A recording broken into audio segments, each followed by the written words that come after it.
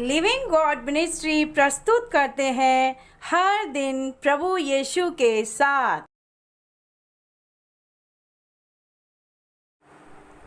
Praise the Lord. आप सबों को जय मसीह की। परमेश्वर आप सबों को बहुतायत के साथ आशीष दे। आज का संडे का दिन परमेश्वर आप सबों के लिए बहुतायत से आशीषों को देने वाला है और परमेश्वर का सुंदर दिन है। और आइए आज के हर दिन प्रभु यीशु के साथ कार्यक्रम में आप सबों का बहुत बहुत हार्दिक स्वागत है। और आज हमारा भारत देश स्वतंत्रता दिवस को मना रहा है। आज 15 अगस्त है और 15 अगस्त 1947 को हमारा देश आज़ाद हुआ था और उसी के उपलक्ष्य में आज हमारा भारत देश स्वतंत्रता दिवस को मना रहा है। तो मेरे प्यारे अजीज़ों, आप सबों को स्वतंत्रता दिवस की ढेर सारी हार्दिक शुभकामनाएं। परमेश्वर आप सबों को आशीषित करे। तो आइए हम शुरुआती प्रार्थना में जाएंगे। धन्यवाद धन्यवाद मेरे जीवित पवित्र महान सामर्थ्य पिता परमेश्वर, हम आपका धन्यवाद करते हैं, आपकी स्तुति और महिमा और जय जयकार करते हैं प्रभु जी कि आपने हमें संभाला और आशीषित किया है। आज का ये सुंदर दिन हमें दिखाया है और प्रभु हम सबों को आशीषित किया है। प्रभु हम आपका धन्यवाद करते हैं। इस वक्त हम जो भी गीत गाएं और जो आपके वचन पर मनन करें उस पर आपकी आशीष हो, आपका अनुग्रह हो और आप अपनी पवित्र आत्मा की अगुवाई में हमें लिए चलें। ये प्रार्थना हम अपने जीवित उद्धारकर्ता प्रभु यीशु मसीह के नाम से मांगते हैं। आमीन आमीन। परमेश्वर की बहुतायत की आशीषें मेरे प्यारे भाइयों बहनों आप सबों पर बहुतायत के साथ हों। तो आइए हम एक सुंदर गीत गाएंगे और क्योंकि आज का दिन यहोवा ने बनाया है, हम इसमें मगन और आनंदित हों। आइए गीत गाएंगे। जैसा कि हम आज स्वतंत्रता दिवस को मना रहे हैं, तो मनुष्य शारीरिक रूप से तो आज़ाद हो चुका है, लेकिन मेरे प्यारे अजीज़ों एक और बंधन है, एक बहुत बड़ा बंधन है, बड़ा खतरनाक और बड़ा तगड़ा बंधन है जो इंसान के आत्मिक जीवन में है।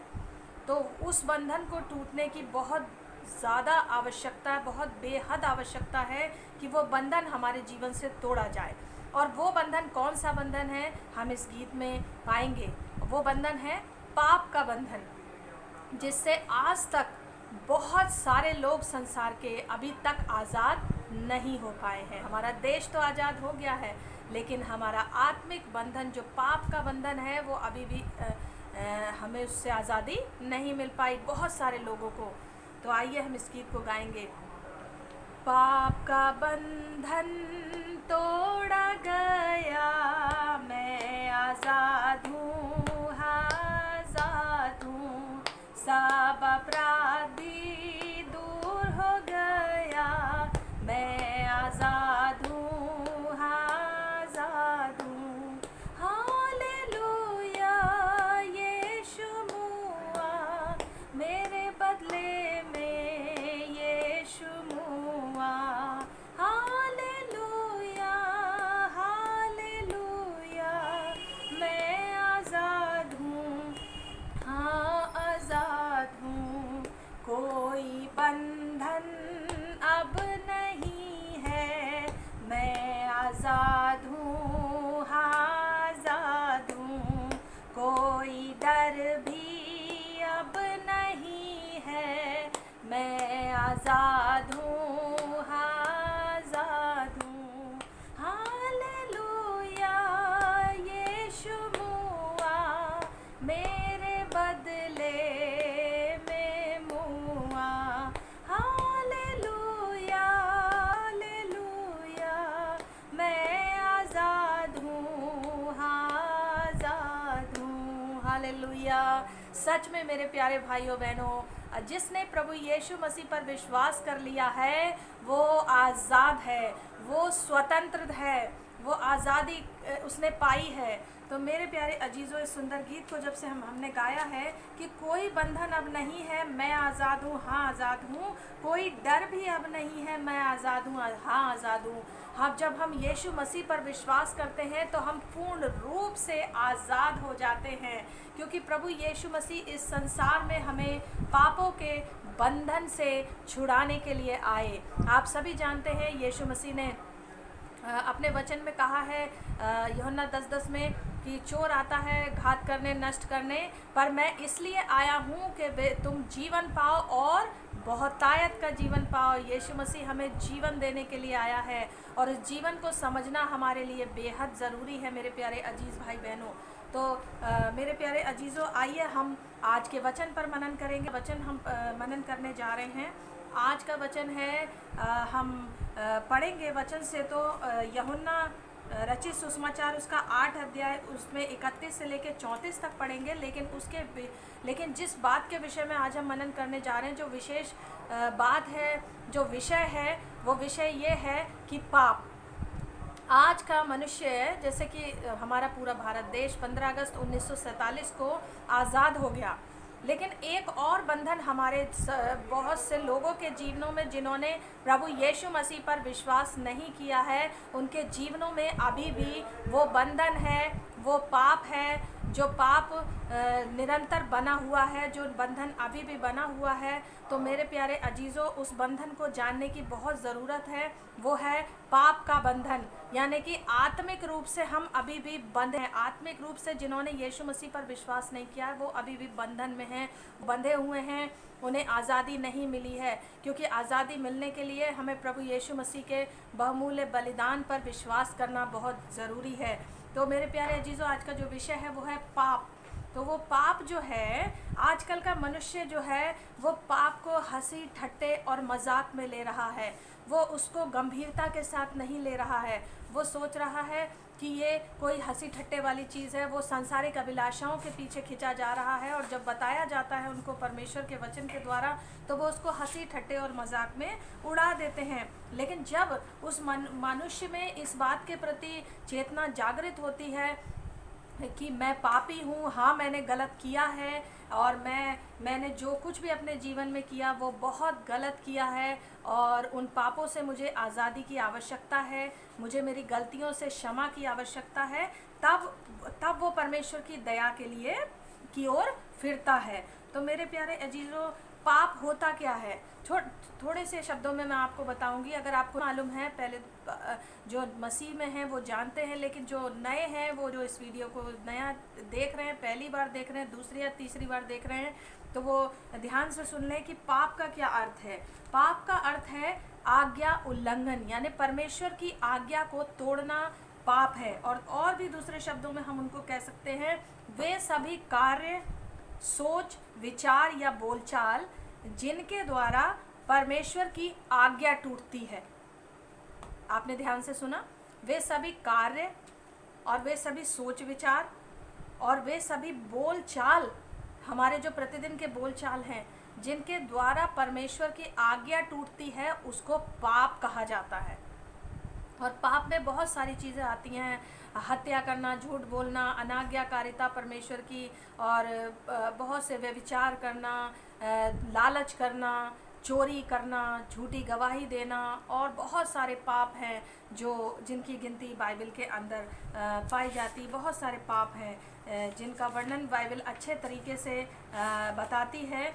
और पाप, मेरे प्यारे अजीज़ों, पाप बहुत ही भयानक चीज़ है। पाप जो है बहुत ही भयानक चीज़ है, और पाप को करने से आज का इंसान डर नहीं रहा है। लेकिन बहुत ज़रूरी है कि इस पाप से इंसान को पीछे हटना बहुत ज़रूरी है मेरे प्यारे अजीज़ों। तो यहाँ पर जैसे कि हमने शुरुआत में बात कही कि देश तो स्वतंत्र तो हो गया, लेकिन बहुत सारे लोग आज भी इस संसार में मुक्त या स्वतंत्र नहीं हैं, जिन्हें आज भी आज़ाद होने की आवश्यकता है। तो आइए हम आज के वचन को पढ़ेंगे। यूहन्ना रचित सुसमाचार उसका 8 अध्याय उसके 31 वचन से लेकर 34 तक पढ़ेंगे। हम पढ़ते जाएंगे और उसको समझते जाएंगे। इसका ऊपर शीर्षक है, सत्य तुम्हें स्वतंत्र करेगा। तब यीशु ने उन यहूदियों से जिन्होंने उस पर विश्वास किया था कहा, यदि तुम मेरे वचन में बने रहोगे तो सचमुच मेरे चेले ठहरोगे। तब यीशु मसीह जो हर जगह प्रचार करते हुए जाते थे, तो कुछ यहूदी लोग थे जिन्होंने यीशु मसीह पर विश्वास किया था, और वो प्रभु के वचनों को सुन रहे थे। तो यीशु मसीह ने उनसे बात करते हुए उनको बताया, अपने वचन कहे कि यदि तुम मेरे वचन में बने रहोगे तो सचमुच मेरे चेले ठहरोगे। अगर तुम मेरे वचन में बने रहोगे तो मेरे चेले ठहरोगे।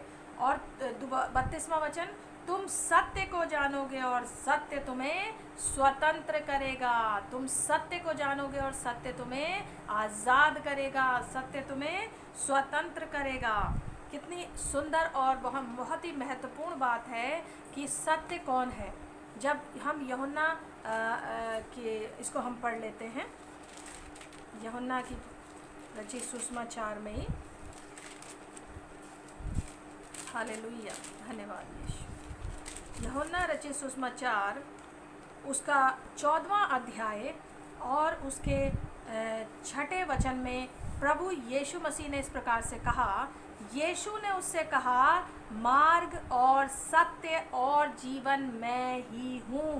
बिना मेरे द्वारा कोई पिता के पास नहीं पहुँच सकता। यानी हमें उस सत्य में से होकर ही जाना होगा। यीशु ने कहा, मार्ग सत्य और जीवन मैं ही हूँ, बिना मेरे द्वारा कोई पिता के पास नहीं पहुँच सकता। तो मेरे प्यारे अजीज़ भाई बहनों, परमेश्वर यीशु मसीह पर विश्वास करे बिना कोई भी पिता परमेश्वर के पास नहीं जा सकता है। तो इस यहाँ पर हमने देख लिया कि यीशु ने कहा, मार्ग सत्य और जीवन में ही हो। तो यहाँ लिखा हुआ है, तुम सत्य को जानोगे। जब आप सत्य यानी यीशु मसीह को जानेंगे तो सत्य तुम्हें स्वतंत्र करेगा। यानी यीशु मसीह सत्य है और वो आपको आज़ाद करेगा।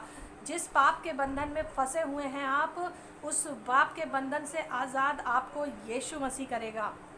अगर आपने आज तक अपने पापों का पश्चाताप नहीं किया है तो मेरे प्यारे अजीज़ों, प्रभु यीशु मसीह के पास आएँ, अपने पापों का पश्चाताप करें और यीशु मसीह आपको स्वतंत्र कर देगा, आज़ाद कर देगा। तब आप अपने जीवन में वास्तविक आज़ादी को महसूस कर पाएंगे। मेरे प्यारे अजीज़ों, 33वां वचन, उन्होंने उसको उत्तर दिया, हम तो अब्राहम के वंश से हैं और कभी किसी के दास नहीं हुए, फिर तू कैसे कहता है कि तुम स्वतंत्र हो जाओगे। अब शारीरिक मनुष्य शारीरिक दशा की बातें समझता है और आत्मिक बातों को जल्दी से नहीं समझ पाता। तो वो लोग, जो यहूदी लोग जिन्होंने यीशु पर विश्वास किया था, वो कहने लग गए कि हम तो अब्राहम के वंश से हैं और कभी किसी के दास नहीं हुए, फिर तू कैसे कहता है कि तुम स्वतंत्र हो जाओगे। वो पिछली पुरानी प्रभु के भक्त अब्राहम का उदाहरण देके कहने लगे कि हम तो उसकी संतान हैं, हम किसी के दास नहीं हुए, तो तू कैसे कहता है कि स्वतंत्र हो जाओगे। यहाँ यीशु मसीह आत्मिक रूप से उनको समझा रहे थे, आत्मिक अर्थ। आगे वो हम 34वें वचन में देखते हैं कि यीशु मसीह उनको फिर उस बात को क्लियर कर रहे हैं, उस बात को जो वो समझ नहीं पा रहे हैं, उन बात को वो क्लियर कर रहे हैं। 34वां वचन, यीशु ने उनको उत्तर दिया, मैं तुमसे सच सच कहता हूँ कि जो कोई पाप करता है वह पाप का दास है। दास सदा घर में नहीं रहता, पुत्र सदा रहता है। यीशु मसीह ने उनको उत्तर दिया तब कि मैं तुमसे सच सच कहता हूँ, जो कोई पाप करता है वो पाप का दास है। अगर आप पाप करते हैं तो पाप के दास बन जाते हैं। यहाँ उन पुराने लोगों की बातों को नहीं लेंगे, भले ही हम कितने रईस परिवार से हैं, कितने उच्च परिवार से हैं, तो हम कहेंगे नहीं, हम तो बहुत ऊंचे परिवार से, हम तो कभी किसी के गुलाम नहीं हुए, हम तो किसी के नौकर नहीं हुए, हम किसी के दास नहीं हुए, तो हमें कैसे प्रभु कह रहा है। लेकिन यहाँ आत्मिक तरीके से परमेश्वर इस बात को समझा रहा है। आत्मिक जो रहस्य की बातें होती हैं, जो उसको अच्छे तरीके से यीशु मसीह ने समझाया कि मैं तुमसे सच कहता हूँ कि जो कोई पाप करता है वो किसका दास है? पाप का दास बन जाता है। जब आप पाप की गिरफ्त में आ जाते हैं, पाप के नियंत्रण में आ जाते हैं, तो पाप के क्या बन जाते हैं? दास बन जाते हैं। क्योंकि उस समय आप अपने आपका कंट्रोल आपकी बॉडी पर नहीं रहता है, आपके जीवन पर नहीं रहता है। उस समय पाप का कंट्रोल, पाप का नियंत्रण आप पर होता है। पाप आपको अपने कब्जे में लिए रहता है, पाप आपको अपने नियंत्रण में लिए रहता है। अगर कई बार आपने देखा होगा कि आप किसी पाप को नहीं करना चाहते हैं, लेकिन उसके बावजूद भी वो आपसे हो जाता है, क्योंकि आप पाप के दास बन चुके हैं। पाप का स्वभाव हमारे अंदर है और पाप बार बार हमारे जीवन से होता रहता है। तो मेरे प्यारे अजीज़ों, पाप जो है हमारे जीवन से बार बार होता है। तो इसीलिए यीशु मसीह ने बताया कि जो कोई पाप करता है वह पाप का दास है। और दास सदा घर में नहीं रहता, पुत्र सदा घर में रहता है। इसीलिए इसलिए यदि 36वां वचन, इसलिए यदि पुत्र तुम्हें स्वतंत्र करेगा तो सचमुच तुम स्वतंत्र हो जाओगे। इसलिए यीशु मसीह कह रहे हैं यदि पुत्र तुम्हें स्वतंत्र करेगा तो सचमुच तुम स्वतंत्र हो जाओगे। तो मेरे प्यारे अजीज़ों, जैसा कि पहले भी मैंने बताया कि आज हम आज़ादी को मना रहे हैं। हमारे देश के बहुत बड़े बड़े महापुरुषों ने आज़ादी के लिए अपने प्राणों को न्यौछावर किया, अपने प्राणों का बलिदान किया, लेकिन एकमात्र केवल भारत की आज़ादी के लिए ही, सिर्फ एक देश की आज़ादी के लिए वो ऐसा कर पाए क्योंकि वो मनुष्य थे। लेकिन एक मनुष्य ऐसा भी आया जो स्वर्ग को छोड़कर, जो पिता के दाहिने विराजमान था और स्वर्ग को, सुख को और वैभव को छोड़कर इस पृथ्वी पर आ गया और मनुष्य बन गया।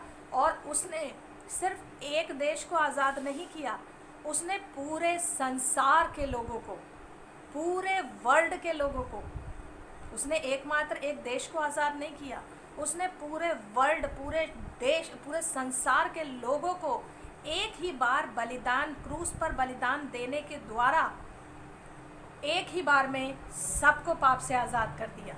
सबके पापों को, उसने केवल भारत देश के पापों के, लोगों के पापों को नहीं, उसने पूरे वर्ल्ड, पूरे संसार के लोगों के पापों को अपने ऊपर लिया। यशाया की पुस्तक में लिखा हुआ है कि उसने हमारी सारी दुर्बलताओं को अपने ऊपर ले लिया, उसने हमारे पापों को अपने ऊपर ले लिया, हमारी बीमारियों को अपने ऊपर ले लिया, और जो सज़ा हमें मिलनी थी वो सज़ा उसने ले ली।